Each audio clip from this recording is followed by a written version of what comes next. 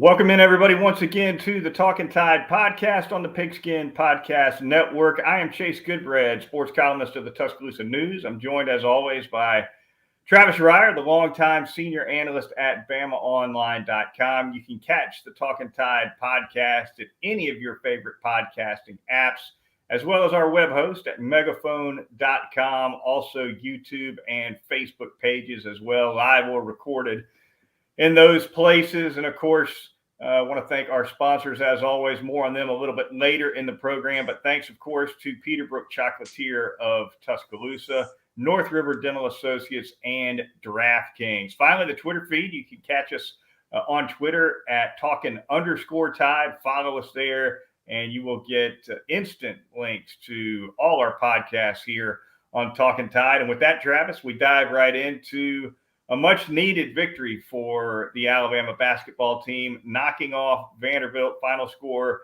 74-72 on the road at Memorial Gymnasium, in a game that Alabama took pretty significant control of midway to somewhat late in the second half. Vandy tightens things up, especially at the free throw line late in the game, but the Crimson Tide able to hang on thanks largely to Javon Quinterly's offensive exploits in the second half. Yeah, 17 big points from Javon Quinterly there after the break, and had 3 threes and just a tremendous performance, and they desperately needed it because it wasn't that kind of night for Jaden Shackelford. Just 9 points and so many turnovers once again for this team, especially in the first half. Cleaned it up some there in the second half. Still too many fouls for Alabama. 25 fouls in the game for Alabama.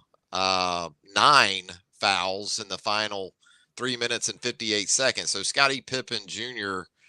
goes to the free throw line. Gosh, what was it? It was 18 times in the game. 13 of those in the final 4 minutes or 5 minutes or so. Yeah. So it was a bit of a harrowing escape from Memorial Gymnasium, but Alabama now at a place where it certainly had its struggles in the past, winners of 3 straight up in Nashville, and a chance now for a 2-0 week. No doubt about it. Defensively, Alabama, I thought, turned it up for the most part. It wasn't a great defensive effort, but it was improved.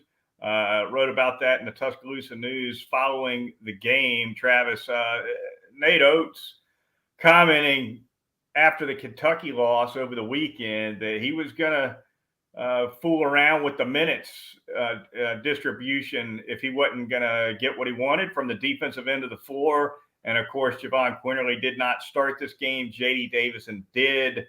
That was the biggest and most obvious adjustment, certainly, that Nate Oates made defensively. And in the postgame, Quinterly acknowledged that defense against Kentucky was the reason he sat for the first 7 or 8 minutes of this ball game. Nate Oates thought he turned it up on that end of the floor.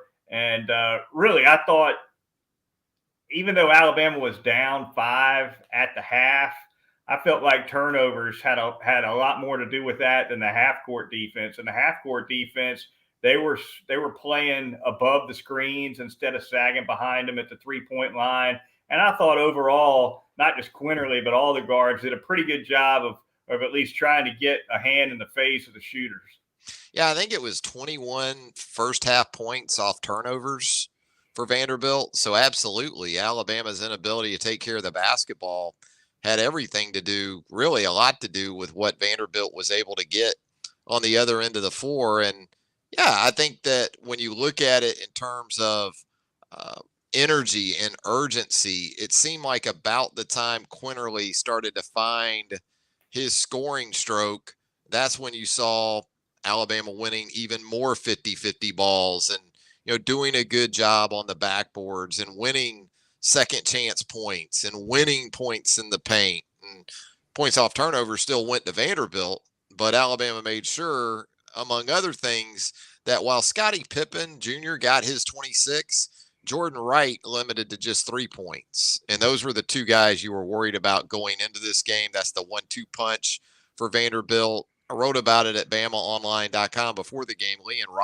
Liam Robbins emerging as a post player for Vanderbilt. He did have 16, but he just had 2 rebounds. So he didn't kill you on the glass. Didn't have an offensive rebound in the game, Liam Robbins. So, you could live with some of his production, but Alabama got it from a number of guys. You mentioned Quinterly and the perimeter defense improving. And then some guys off the bench like James Rojas and some others did some big things. Jerry Stackhouse doesn't exactly have Liam Robbins living in the paint, does he? Yeah, I was a little surprised by that. A very Euro approach in some ways to post play for a 7-footer. Look, you're fine with Liam Robbins shooting 5 threes. He made 2, so he obviously is capable from out there. But right, he didn't kill you again on the glass. He didn't kill you in terms of protecting the rim necessarily. So yeah, it was. I thought that it would be more of a game in which Robbins would look to take advantage of things inside the paint. And Charles Bediako only played 11 minutes in the game, so before fouling out with 6 points. So you figured with that type of stat line for Bediako, maybe the margin would be even bigger at those post spots, but it really wasn't. No, it wasn't. I thought Bediako was in early foul trouble for sure. Didn't get too much into the flow. Defensively though, I think the way Alabama came out in the second half was a big lift for him. Now, of course, that's when Quinterly lit it up. But during the period in which Alabama was turning this game around in the second half, Pippen wasn't scoring. Pippen had 13 points at the half, and he was still stuck on 13 with 4 minutes left in the game. So first 16 minutes of the second half, and he was still distributing the ball well. He ended up with 6 assists. Heck of a passer is Scottie Pippen. But until they started putting him on the free throw line at the end of the game, he had been, for the most part, shut down in the second half. Yeah, 36 free throws in the game for Vanderbilt compared to 25. But a big thing for Alabama was on a night where, once again, it didn't shoot 30% or better from 3, 22 of 25 from the free throw line for Alabama. And that was very, very big. And again, you worried about who was going to go along with Pippen in this game because he is the SEC's leading scorer for a reason. You figure he's going to get his 18 to 20. You just did.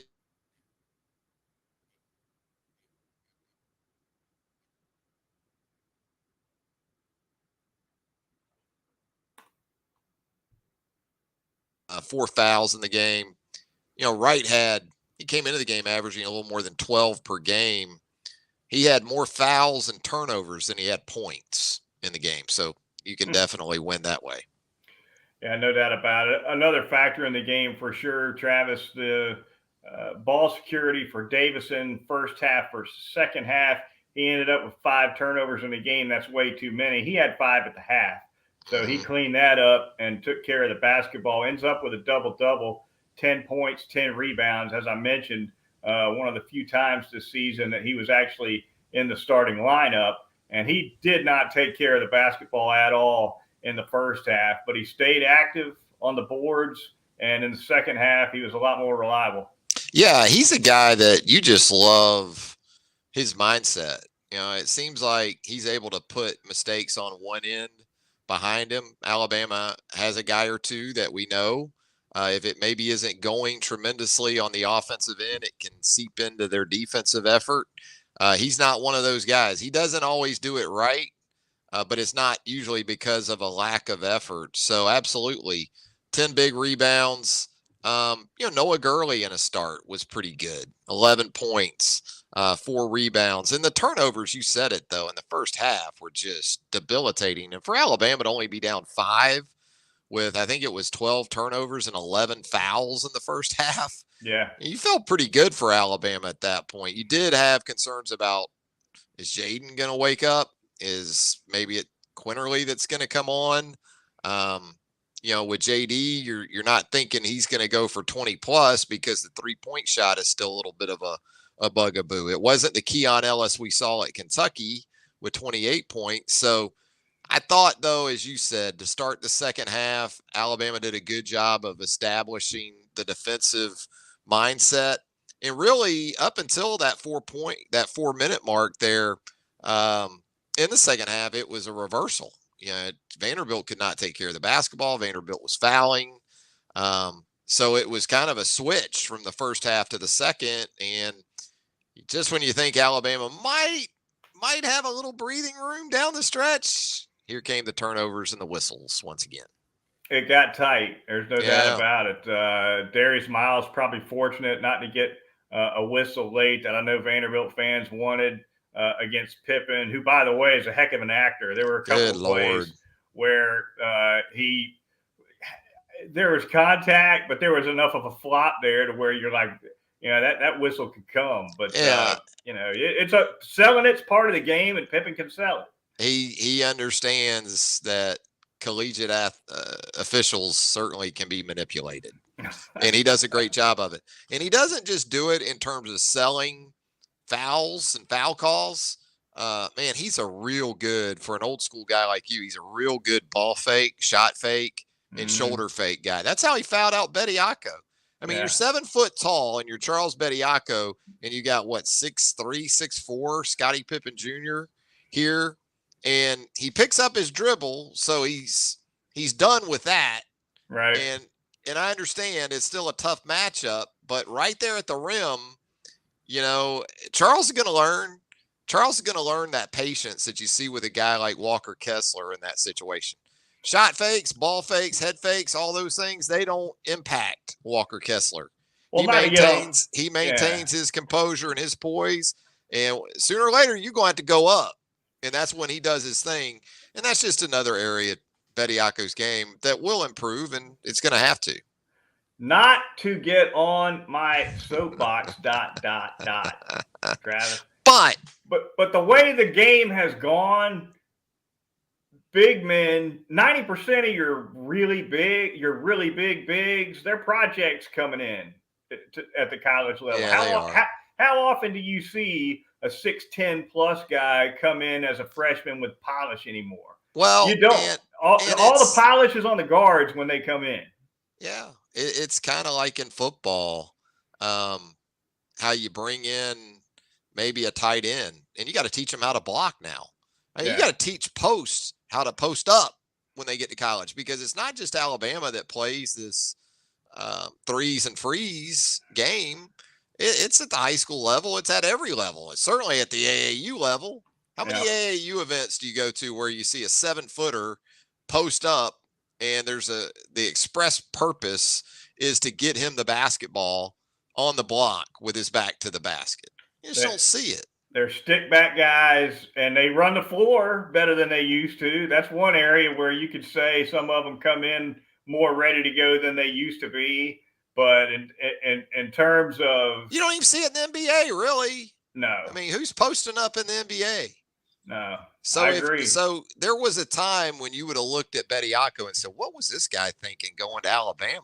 Right. With how they play. Well, this is how everybody's playing pretty much now. So if you are a 7-footer, maybe you're thinking it's going to benefit you, because if I want to play in the NBA, I got to run the floor and be able to finish and play facing the basket a good bit more than with my back to the bucket. Yeah, there's no more Eric Montrosses out there that you can sign up and get 15 and 12. No more Cherokee Parks. They're all gone. Oh, they're gone. They're all gone. Damn UNLV. UNLV and Loyola Marymount started all this crap back in, 90? I blame Paul Westhead in the late great Tark. Jerry Tarkanian. I blame them. Yeah. There you go. Those are they can take that blame. They're happy to do it. They're long. You got to call them long distance these days to pin it on them, so they're not worried about it. Alabama improves to 18-10 on the season. They improved to 8-7 in SEC play with that victory. Up next for Alabama, they'll be at home against the South Carolina Gamecocks. That will be a 5 p.m. Central Time tip-off on Saturday, and of course, it will air on the SEC network. And with that, Travis and I are going to thank a couple of sponsors. We're going to start by telling you all about North River Dental Associates, that great job that Dr. Jack Smalley and his professional staff of dental hygienists get done for you. Conveniently located right off of Watermelon Road at 1100 Fairfax Park in Tuscaloosa. Whatever your dental needs, they'll get them taken care of. Your family's dental needs, give them a call. Get in there twice a year for your routine cleanings like you're supposed to, and they can take care of the tougher stuff as well, whether it's laser dentistry, endodontics, dentures, they do it all. Don't forget teeth whitening services and, of course, Botox and Juvederm treatments as well going on at North River Dental Associates. You can give them a call at 752-3506 or go online and visit northriverdentist.com. I'm going to tell you about Peterbrook Chocolatier right there in the Indian Hills section of Tuscaloosa. You know, you're probably coming off of that Valentine's Day stretch there where you were the gifter. You were gifting everyone else, maybe that special someone else for Valentine's Day. Well, maybe it's time to gift yourself. Get by Peterbrook Chocolatier, 1530 McFarland Boulevard North in the Indian Hills section of Tuscaloosa. Treat yourself at Peterbrook Chocolatier. Maybe it's that chocolate popcorn, the signature item, certainly for Peterbrook Chocolatier. I can tell you this, that carousel right there in the middle of the store, man, with all of those ready to go goodies, whether it's the dark chocolate almonds, whether it's the dark chocolate malt balls, whether it's the dark chocolate espresso beans, milk chocolate almonds. You grab yourself one of those bags and you just pull those levers. Take care of yourself at Peterbrook Chocolatier, 1530 McFarland Boulevard North. I've witnessed Travis Reier tug on those handles like slot machines. Except he doesn't have to drop any nickels in there. Yes, it's all quality control, right? I look like everyone's grandmother in Philadelphia, Mississippi, pulling the one-armed bandit. That's what I look like on those levers at that carousel, the chocolate carousel. Finally, going to tell you about our corporate sponsor. That would be DraftKings. Basketball offer at the DraftKings Sportsbook this week. DraftKings, of course, the official sports betting partner of the NBA. New customers can bet just $1 on any team and get $150 in free bets if they win. It is just that simple.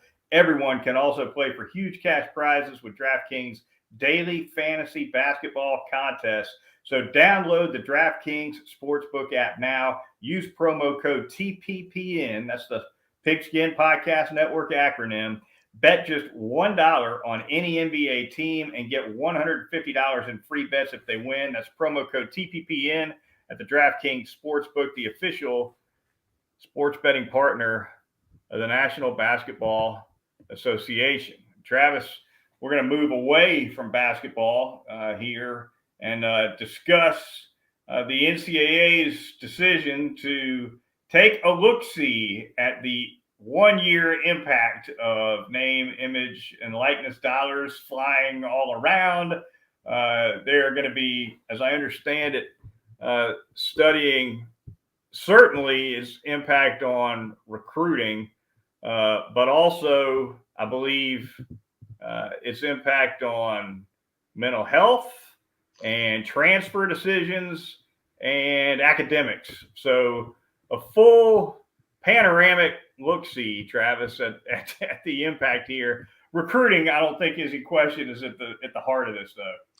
Oh, no doubt. No doubt, especially after the bit of a stir-up we had there on National Signing Day last month or earlier this month, certainly with Texas A&M and the number one ranked class in the country, and some of the assumptions, I guess, that were made in regards to Jimbo's latest haul there in College Station. So you would think that's where it would start. I would think also the transfer aspect of this, because that could become, you saw it with Caleb Williams going from Oklahoma to Southern California, guys moving around with an emphasis maybe on the quarterback position as much as anything else, being a big part of that. My question is, you know, the NCAA can't take care of its business as it is. And now it's going to monitor and start trying to police and enforce this whole new avenue of activity.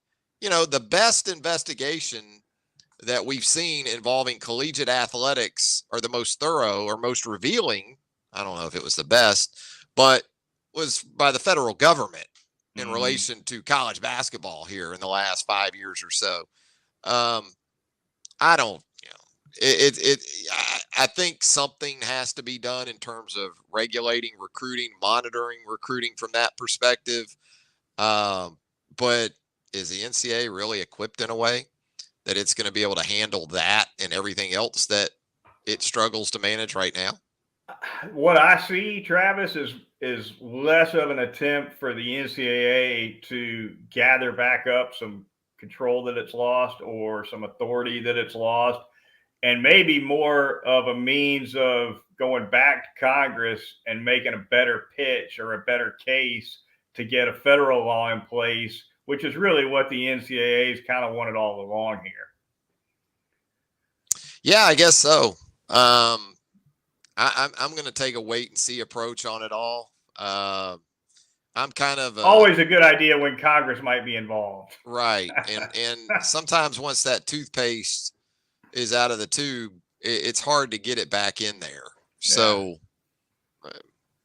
I don't really have an answer for it, but I don't trust that some of the entities charged with doing so will have much.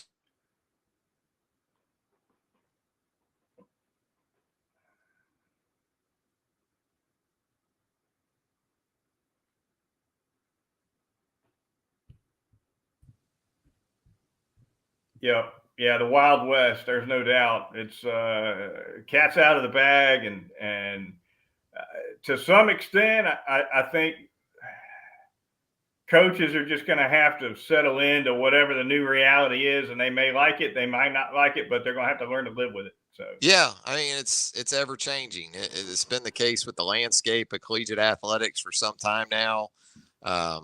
You know, but getting all these people together on anything resembling the same page is going to be tough. I mean, look at the stalemate you have in regards to expansion of the college football playoff. You know, it's all about competitive advantage. I mean, that's what it all goes back to. And, you know, is it something you can do conference to conference? Probably not. It's going to have to come from the overriding governing body, you would think. But I just don't have a lot of faith in that situation. Your guy Ric Flair, Travis, with the line that applies here: you may not like it, but you better learn to love it, right?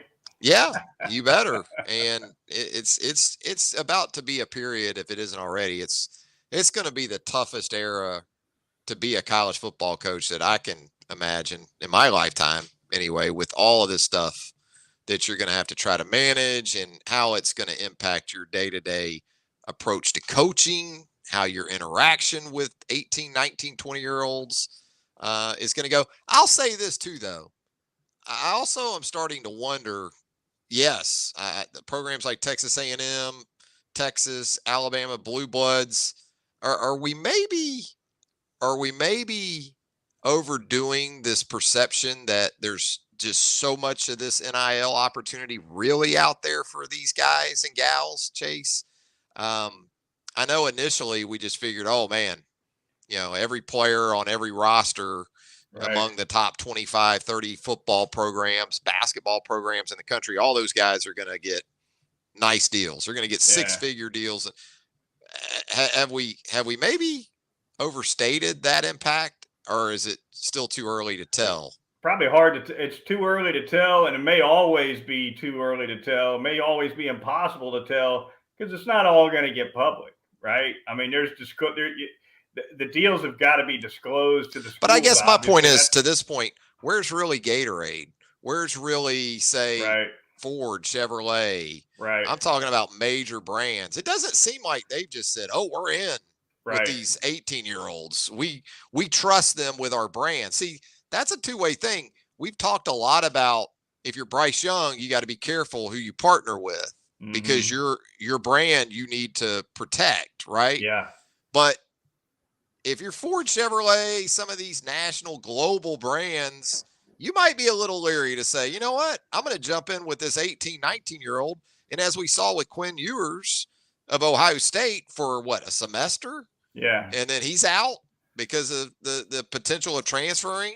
I think the one-time transfer rule might keep some of this stuff beat back a little bit, because some companies might be leery that, it could be a very, very brief type of situation that you're partnering with some of these people. The reason for that, to me, is that the biggest stars in college football at the end of the day, their appeal and their reach goes statewide and maybe region-wide, but not coast to coast, right? Because look, if you're Gatorade or you're Nike or one of these monster companies that you're talking about, right? Where are you looking to get bang for your buck? I'll tell you where: New York, Chicago, LA, major right? markets. Yep. Exactly. Miami, Dallas, whatever. So if you're Caleb Williams, you go to LA and SC.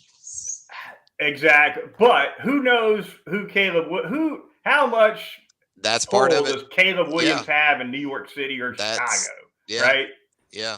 And look, these major brands, they've got branches of their companies that do this all the time. So, if Chase is asking that question, or we're having that discussion about the true value of really going all in with 17, 18, 19-year-old college football players in a still regional, to a large extent, sport, maybe not as much as it was even 5-10 years ago, they're asking those questions. Yeah, no question. That is going to do it for this edition of the Talkin' Tide podcast. I want to thank our listeners and viewers for tagging along here on a Wednesday evening. Travis and I will be back this weekend. Until then, for Travis Reier of BamaOnline.com, I'm Chase Goodbread of the Tuscaloosa News, and we'll talk to you then on Talkin' Tide.